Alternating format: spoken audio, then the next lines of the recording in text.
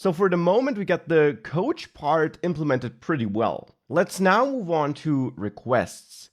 And with that, I mean that we can, for example, contact a coach and send a request from this page.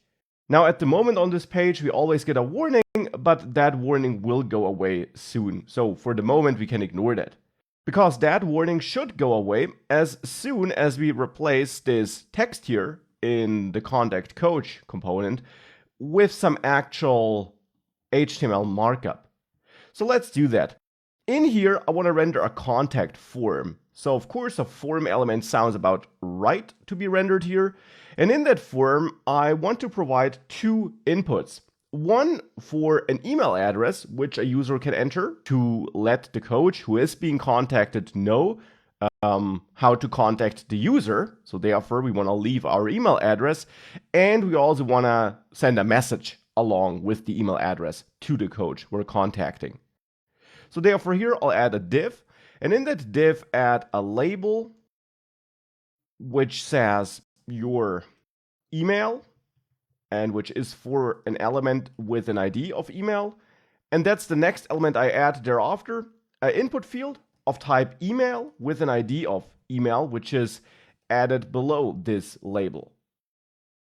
And then we can have another div here like that. And in that div, I want to have another label for, let's say, the message. So for an element with ID message. And I say message in that label. And then we want to render a text area here, let's say, so that the message is can be multi-line and it's a bit easier to enter longer texts. So therefore here I'll have 5 rows, let's say, and give this an ID of message. And then below that, I'll add another div with an ID, with a class of actions, which will be important for styling later. I will provide some styles to you though. And in there, I want to render a button. And of course, here we can use our base button component, which we created a while ago. And in there, say send message. Now to these other divs, I actually want to add a class of form control.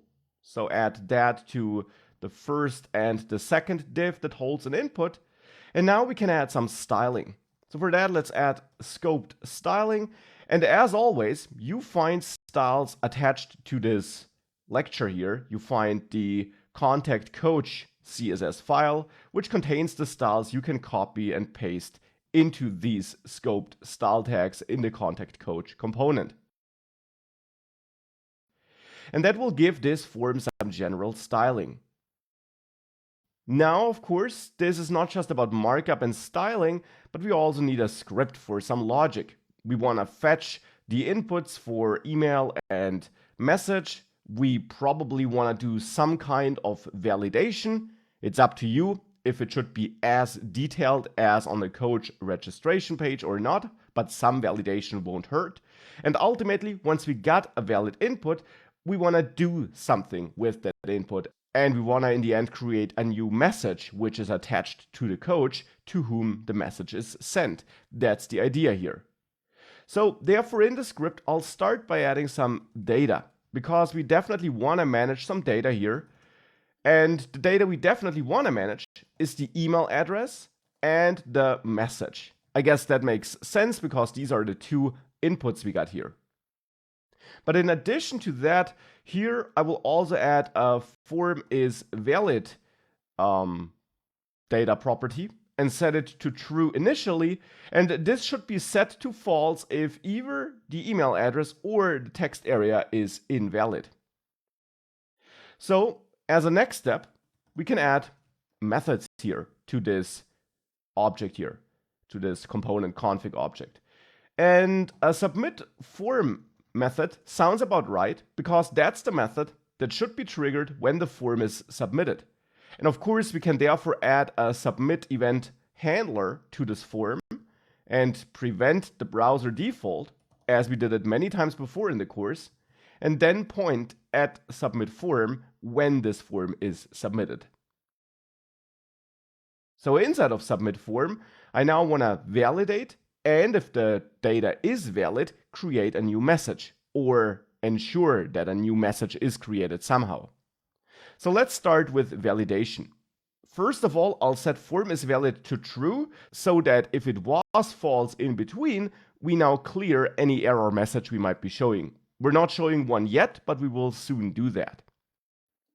So as a next step, we can then check if this email is empty, let's say, or if this email includes no @ symbol. So here I check for the opposite, if it does not include an @ symbol, or if this message is empty.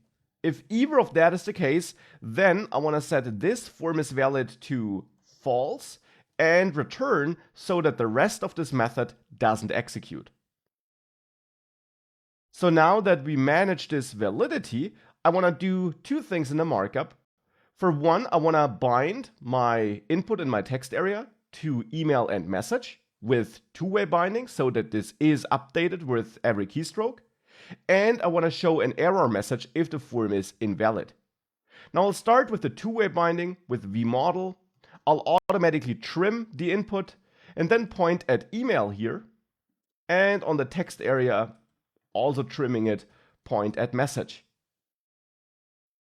And then we can show an error as well by adding a paragraph here, for example, above the button, which has a class of errors, which should be shown with vIf if form is valid is false, so if it's not true. And then here you can output any message you want. I'll say please enter a valid email and non-empty message. So this is a less complex validation approach than we took it in coach registration, but that of course is also a perfectly fine way of doing it. And ultimately it comes down to your requirements and your preferences, how you want to validate a form. With that, however, we are validating, we are fetching the input values, and if we make it past this validation here, then we want to create this message. And now, of course, the question is, what exactly does create a message mean in this app? Well, keep in mind that we have this requests page where we want to show all the requests we as a coach received.